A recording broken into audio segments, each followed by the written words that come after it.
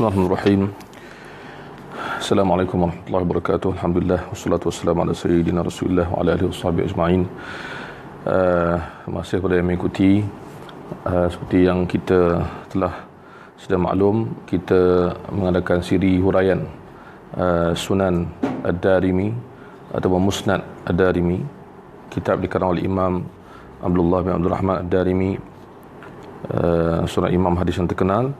Dan kita telah pun mengadakan ataupun menghuraikan dalam 4 seri yang terdahulu sehingga ke hadis yang ke-15.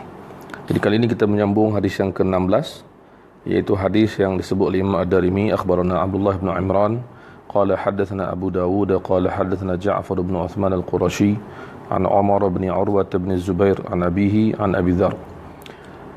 Abi Dzar al-Ghifari radhiyallahu anhu, sahabat Nabi, berkata, dia pernah bertanya kepada Nabi sallallahu alaihi wasallam. Dia bertanya, kaifa alimta annaka nabiyyun hatta istayqanta? Wahai Rasulullah, bagaimana engkau mengetahui sebelum mendapat wahyu itu, bagaimana engkau tahu engkau itu nabi sehinggalah engkau mendapat wahyu, ataupun sehinggalah engkau benar-benar yakin sebelum dapat wahyu lah, bagaimana engkau boleh yakin bahawa engkau adalah nabi satu masa dahulu? Maka dia berkata, Abu Dzar, ini hadis ini sama lebih kurang dengan hadis yang sebelum ini. Nabi berkata, wahai Abu Dzar, atani malakani wa ana bi ba'di batha'i Makkah. Kisah dua malaikat yang membelah dada Nabi. Datang kepada aku dua malaikat ketika aku berada di Mekah, dan aku dibaringkan untuk dibelah dada.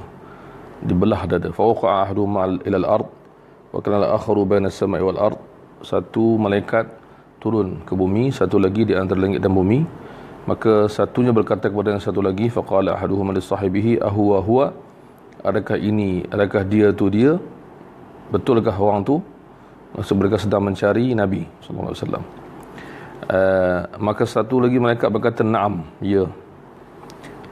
Maka diringkaskan cerita, Nabi ditimbang dalam satu timbangan yang hanya Allah yang tahu macam mana. Di waktu itu tiba-tiba ada penimbang tu ditimbang Rasulullah di sebelah, macam timbang ada dua tu, sebelah Rasulullah kat sebelah lagi letak umat Nabi Muhammad, seorang demi seorang, maksudnya diperlihatkan di depan Nabi sebegitu rupa.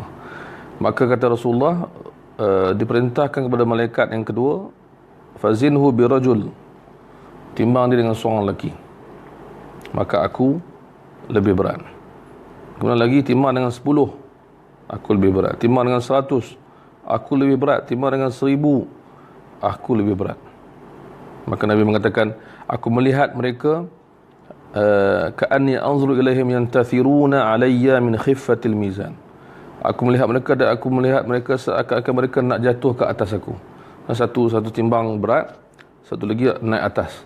Dia 1000 orang bimbang takut jatuh ke atas baginda. Maka dikatakan oleh malaikat itu di akhir sekali, law wazantahu bi ummatihi la rajahaha. Kalau kamu, wahai malaikat, kalau kamu timbang dia dengan seluruh umatnya, dia tetap akan lebih berat. Maka itu kedudukan Nabi, kehebatan Nabi sallallahu alaihi wasallam. Jadi ini berlaku sebelum daripada dapat wahyu. Maka Nabi dah tahu daripada Allah SWT bahawa beliau dipilih. Kemudian hadis lepas tu, hadis ke-17, hadis yang mengakhiri bab yang ketiga, iaitu akhbarana Ismail bin Khalil qala akhbarana Ali wa ibn Mushir qala akhbarana Amash an Abi Salih annahu qala kana Nabi sallallahu alaihi wasallam yunadihim. Nabi pernah menyeru para sahabat dengan berkata, ya ayuhan nas, wahai sekalian manusia, innama ana rahmatun muhdah.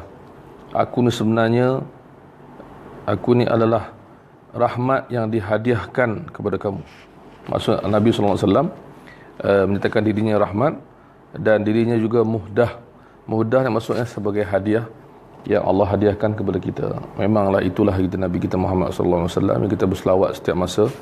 Kita bersyukur kerana Allah SWT telah memberikan kita hadiah yang paling hebat, iaitu hadiah seorang Nabi yang merupakan penghulu sekalian manusia, bahkan penghulu sekalian makhluk, bahkan yang menjadi kekasih Allah SWT, dikasihi oleh Allah SWT. Allah bagi kepada umat akhir zaman dan kita sebahagian daripada umat akhir zaman. Baik, kita masuk kepada bab yang keempat, iaitu bab ma akramallahu bihi nabiyahu sallallahu alaihi wasallam min imani syajari bihi wal bahaimi wal jin. Apa yang Allah telah muliakan nabinya, kata Imam Ad-Darimi, bab menyatakan apa yang Allah telah muliakan bagi nabinya sallallahu alaihi wasallam berupa iman, pokok-pokok dan binatang-binatang dan jin. Maksud mereka beriman dan taat kepada Nabi sallallahu alaihi wasallam sebagai mukjizat yang dipertunjukkan oleh Allah di depan manusia di zaman itu. Alhamdulillah kita tak dapat tengok, tapi kita dapat berita ini dan kita dapat baca dan kita dapat bayangkan bagaimana hebatnya mukjizat ini. Hadis ke-18, akhbarana Muhammad bin Tarif qala hadatsana Muhammad bin Fudail qala hadatsana Abu Hayyan an Atha' an Ibnu Umar. Hadis Ibnu Umar, dia berkata bahawa kami pernah musafir bersama Nabi sallallahu alaihi wasallam. Tiba-tiba datang seorang A'rabi. A'rabi ni ialah orang Arab kampung atau Arab Badui. Dia datang kepada Nabi sallallahu alaihi wasallam, dia ni kafir. Kemudian Nabi sallallahu alaihi wasallam berdakwah kepada dia. Dia berselisih dengan Nabi dalam satu musafir. Dia ni orang Arab kampung, Arab Badui yang belum masuk Islam. Nabi bersebut kepada dia, "Kemana kamu nak pergi?" Dia kata dia nak balik kepada kampung dia ataupun nak pergi menuju kepada keluarga dia. Maka Nabi kata, "Nak tak benda yang baik?" Dia kata apa?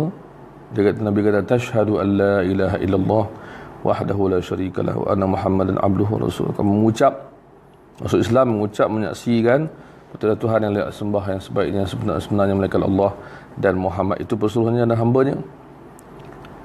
Maka orang Arab itu tiba-tiba berkata, "Wa man yashhadu ala ma taqul?" Siapa yang boleh menjadi saksi yang mana kau bawa ni benda yang betul?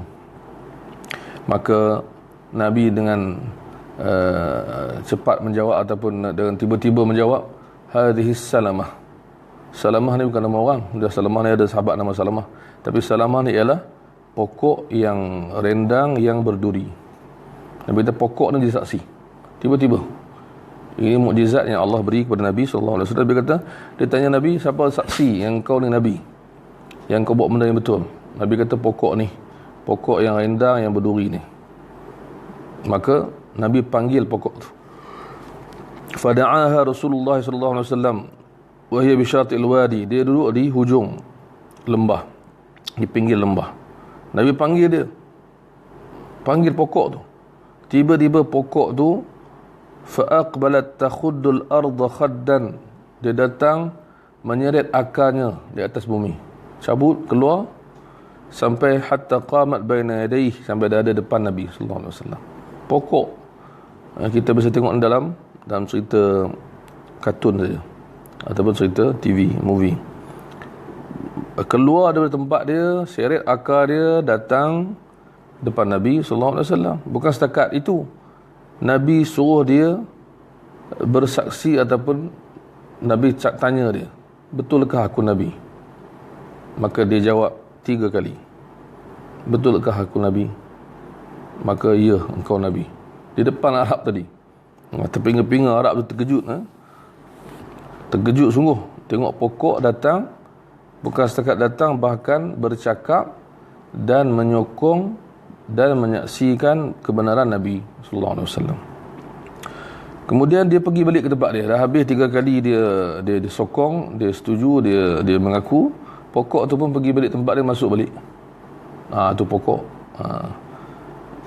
Kemudian orang Arab tadi dia mengucap dan dia balik kepada orang kampung dia. Dia kata kepada Nabi sallallahu alaihi wasallam, "Aku telah balik dan berdakwah kepada kaumku. Tapi kalau mereka tak nak, aku akan datang juga kepadamu wahai Rasulullah." So ini bukan setakat dia masuk Islam, dia menjadi pendakwah dan mengajak kaum masuk Islam. Mukjizat pokok yang beriman. Bahkan pokok ini menyaksikan, mengakui dan mengesahkan Nabi Muhammad ialah pesuruh Allah sallallahu alaihi wasallam. Baik, hadis ke-19. Kata Imam Ad-Darimi, hadatsana Ubaidullah bin Musa an Ismail bin Abi Maliki an Abi Zubair an Jabir, sahabat Nabi bernama Jabir radhiyallahu anhuma. Jabir kata, satu masa aku keluar bersama Nabi dalam satu musafir. Ini musafir, sahabat Nabi ramai. Kemudian Nabi SAW sampai satu tempat Nabi nak buang air, maka Nabi minta Jabir bawa air, kemudian ikut aku. Maka Nabi bagi jauh sampai tu tempat tu tak ada tempat yang boleh melindungi diri kita ataupun diri Nabi untuk buang air. Tapi ada dua pokok yang rindang, tapi duduk jauh, antara pokok tu ada jarak. Maka inilah mukjizat Nabi sallallahu alaihi wasallam. Nabi kata kepada Jabir, intalik ila hadhihi syajarati faqul yaqul laki Rasulullah ilhaqi bi sahibatiki hatta ajlisa khalfakuma. Wahai Jabir, pergi kat pokok tu, beritahu dia, tolonglah engkau rapat dengan pokok satu lagi, bergabunglah dengan pokok satu lagi sampai Nabi boleh buang air di balik pokok tersebut. Bagi tahu kat dia. Lepas bagi tahu, terus pokok tu daripada dua pokok yang berasingan jadi satu pokok bercantum dan melindungi ruang di belakang dia. Nabi selesai, maka pokok tu pun kembali kepada keadaan yang biasa. Baik, itu habis satu. Sambung lagi cerita Jabir, cerita lagi. Kami teruskan musafir, jumpa pula kisah yang kedua ataupun cerita yang kedua. Tapi kata Jabir, masa kami musafir itu, kami seperti mana ada burung yang melindungi kami. Maksudnya dalam keadaan yang teduh, dilindungi oleh sesuatu, oleh awan, oleh apa semua. Baik, tiba-tiba sampai satu tempat sehingga adalah orang Arab di tengah-tengah jalan ni, ataupun yang mana kampung dan kabilah ada di dalam perjalanan Nabi. Dia mengadu kepada Nabi SAW. Dia bawa anak kecil. Dia kata, anak kecil saya ni, wahai Rasulullah, setiap hari 3 kali hilang, dicolek oleh jin. Jadi jaga-jaga ni bukan benda yang macam setengah orang cerita hilang kena tangkap orang bunian semua. Ni bukan cerita yang tak ada asas, ada asas. Sebab tu Nabi SAW, antara nasihat Nabi, tak bagi main waktu maghrib di luar. Jadi apa yang berlaku pada budak ni, dia kata, mak dia kata setiap hari 3 kali hilang, jin bawa lari. Ini mungkin jin ni dia suka main dengan budak ni, macam kita serta Ahmad Al-Baq kan.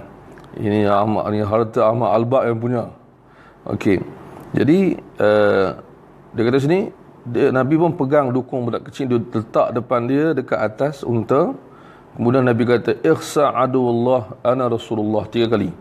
Nabi kata, pergilah, orang kata apa, berundurlah, pergilah, hinalah, Nabi halau, wahai adu Allah, wahai musuh Allah, aku Rasulullah. Nabi jampi budak ni.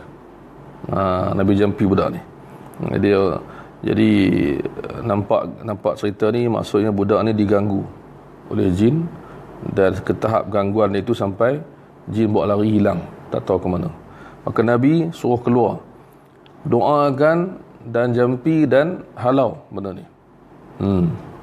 Ini kena tanya orang perubatan Islam yang lain tahu macam mana keadaan dia, jampi dia, bacaan dia. Kemudian dia bagi dekat mak dia. Nabi pun pergi. Lama lepas tu Nabi pun balik. Lalu pula kawasan yang sama, mak dia datang lagi bawa budak tu. Mak dia kata apa? Mak datang bawa 2 ekor kambing, nak bagi hadiah kepada Nabi SAW. Dia kata, Rasulullah, dah tak jadi dah apa yang berlaku sebelum ni, selepas engkau doakan, ambillah hadiah daripada aku ni.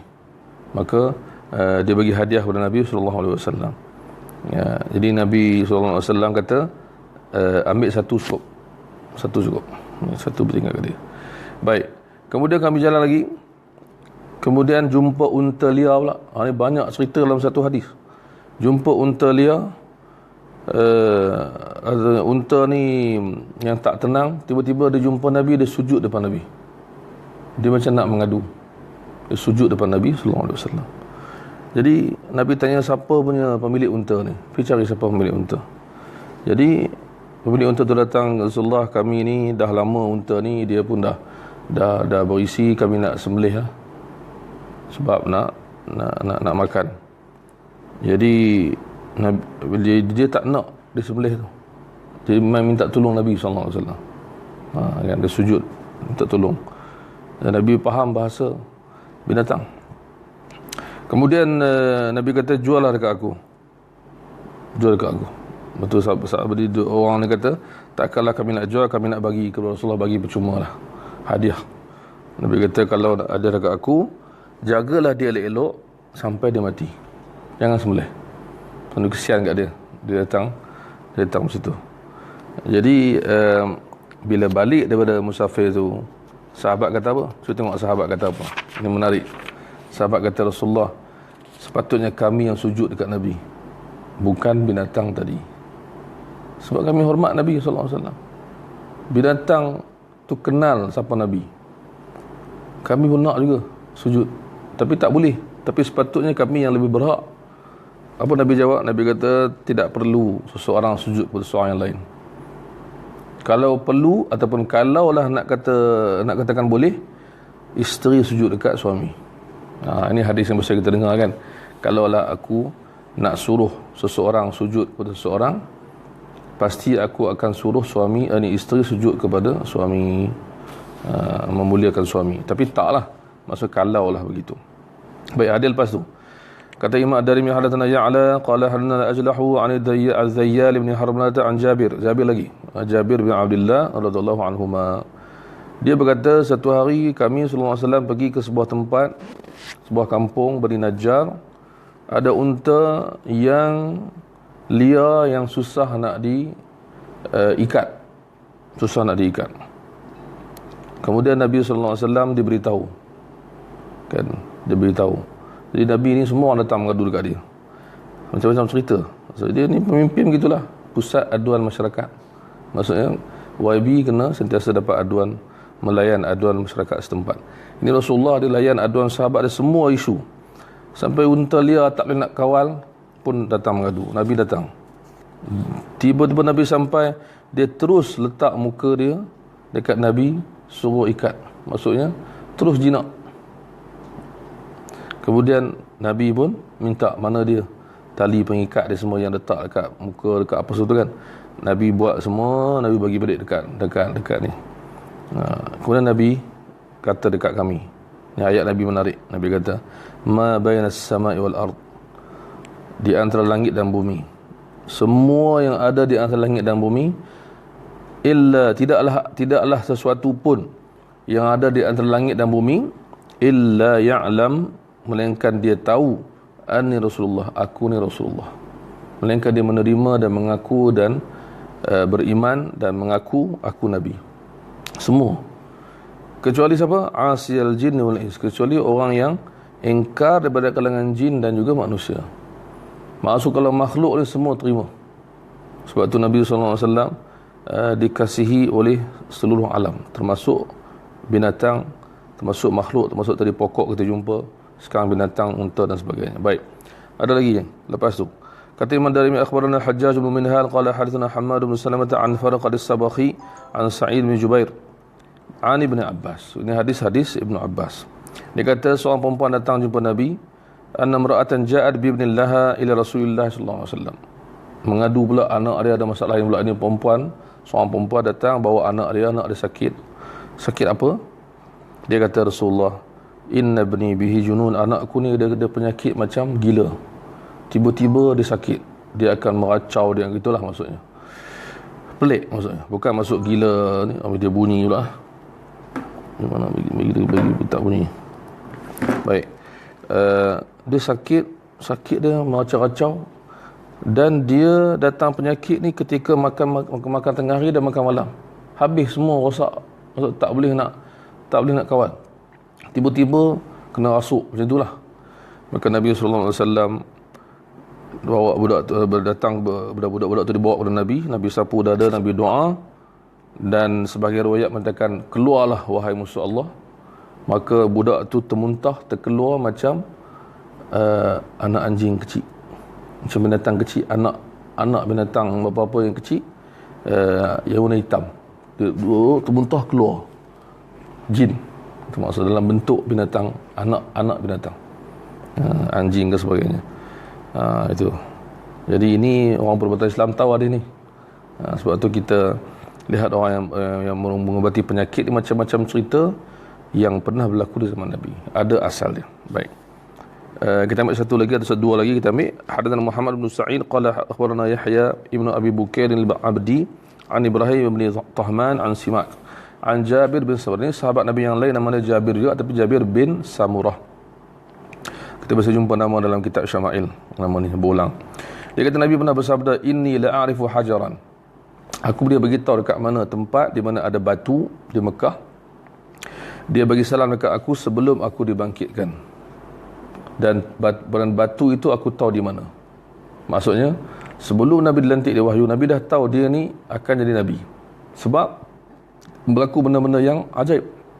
Yang dalam kitab-kitab akidah kita belajar, kita panggil irhas, iaitu benda keajaiban yang berlaku yang diberi kepada bakal Nabi.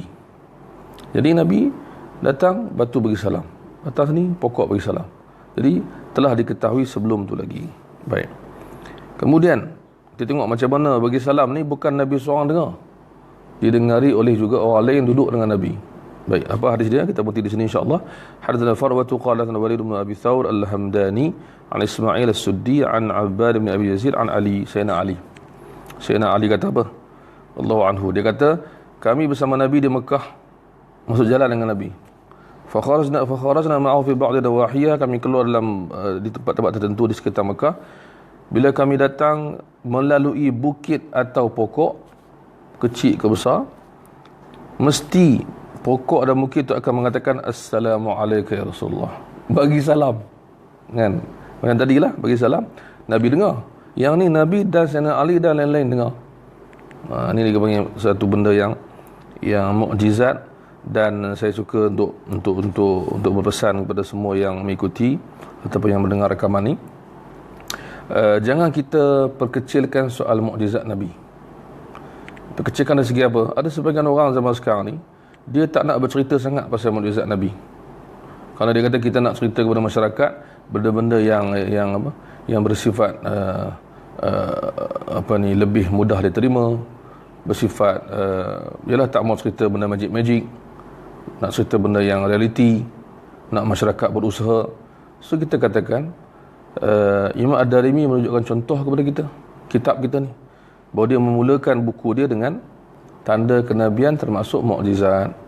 Benda besar, benda yang merupakan tanda kenabian dan benda yang merupakan kemuliaan kenabian. Nabi dimuliakan. Dan benda yang dilihat oleh para sahabat. Berlaku benda yang ajaib, yang dahsyat, seperti belah bulan, tunjuk bulan-bulan terbelah dua.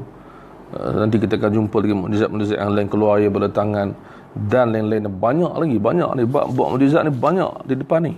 Disebut oleh Imam Ad-Darimi. Dalam kitab-kitab lain disebut juga, walaupun bukan di depan, disebut di dalam, di belakang, di tengah. Maknanya para ulama tidak meninggalkan bercerita tentang mukjizat Nabi. Dan sebagai orang, dia kata mukjizat ni sikit je, dia kata. Ada orang macam tu juga, ada juga. Saya tak tahu kat mana dia ambil statistik tu. Dia kata mukjizat ni sikit je, berlaku kadang-kadang je.